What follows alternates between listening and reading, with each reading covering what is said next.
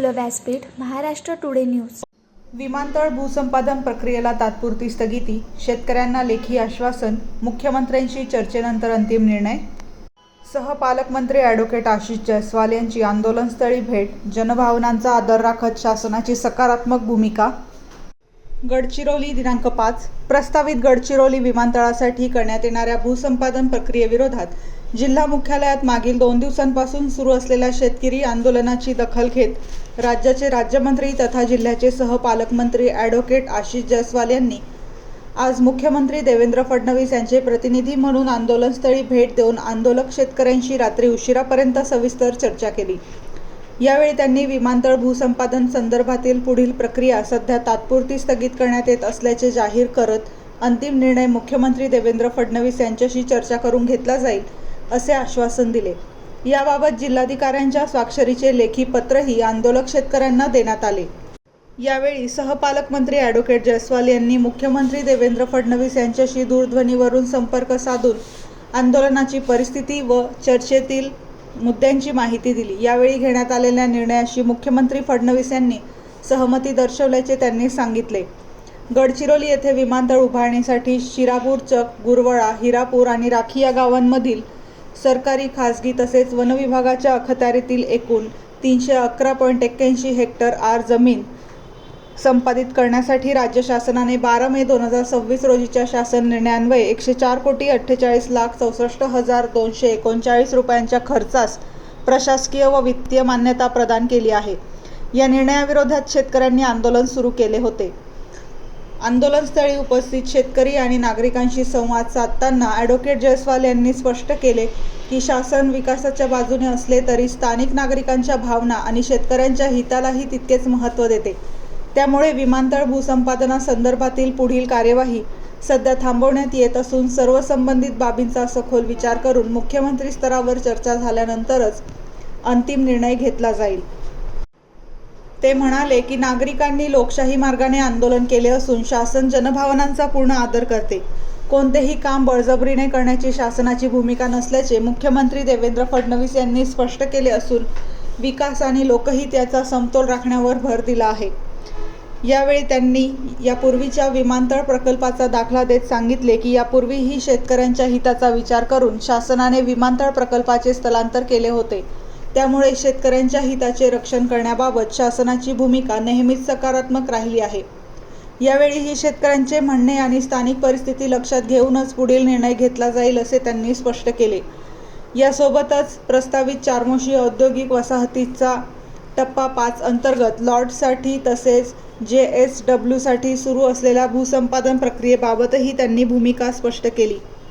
भूसंपादन अधिसूचनेनुसार सुरू असलेल्या या प्रक्रियेत संबंधित नागरिक व शेतकऱ्यांनी हरकती आणि सूचना नोंदवण्यासाठी 90 दिवसांची मुदतवाढ देण्यात येईल असे त्यांनी सांगितले. त्यामुळे पुढील कार्यवाही स्थगित राहून वाढीव कालावधीत सर्व संबंधित बाबींवर विचार करून पुढील निर्णय घेण्यास वाव मिळेल असेही त्यांनी नमूद केले. याबाबत अंतिम निर्णय मुख्यमंत्री देवेंद्र फडणवीस आपल्याशी चर्चा करून घेतील.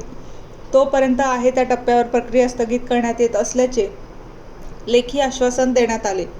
या संपूर्ण प्रक्रियेदरम्यान शेतकरी प्रतिनिधींशी टप्प्याटप्प्याने जिल्हाधिकारी कार्यालयात चर्चा करण्यात आली. यावेळी आमदार डॉक्टर मिलिंद नरोटे, प्रभारी जिल्हाधिकारी नितीन गावंडे, जिल्हा पोलीस अधीक्षक M रमेश यांच्यासह विविध विभागांचे अधिकारी उपस्थित होते. उपस्थित मान्यवर, आज मगाशी मी आपल्याला बोललो होतो आणि साधारणतः 3 विषय आपले होते. या तिन्ही विषयावर सुमारे 4 ते 5 तास चर्चा या ठिकाणी झाली. तुम्ही केलेल्या या आंदोलनामुळे शासनाचं लक्ष या विषयाचा गांभीर्याकडे गेला. गडचिरोली जिल्ह्याची भौगोलिक परिस्थिती महाराष्ट्राच्या इतर जिल्ह्याप्रमाणे नाही आहे. इथं मोठ्या प्रमाणात वनजमिनी आहे. शेतकऱ्यांच्या जमिनी कमी आहे. सर्व शेतकरी अत्यल्प भूधारक आहे आणि महाराष्ट्राच्या किंवा देशाच्या इतर कुठल्याही जिल्ह्यामध्ये ज्या पद्धतीने भूसंपादन होतो त्या भूसंपादनाच्या तुलनेमध्ये या जिल्ह्याची परिस्थिती आगळी वेगळी आहे. सोबत पेसा कायद्याच्या देखील जो प्रोटेक्शन तुम्हाला आहे त्याची देखील या संदर्भात चर्चा झाली आणि साधारणतः या प्रत्येक चर्चेमध्ये लोकांना रिलीफ मिळावा, प्रक्रिया थांबावी, या प्रत्येक विषयावर चर्चा झाली। त्या चर्चेत शेतकऱ्यांशी संवाद करून त्या संदर्भामध्ये त्यांच्या प्रतिनिधीशी चर्चा करून त्यांच्या मागण्या लक्षात घेऊन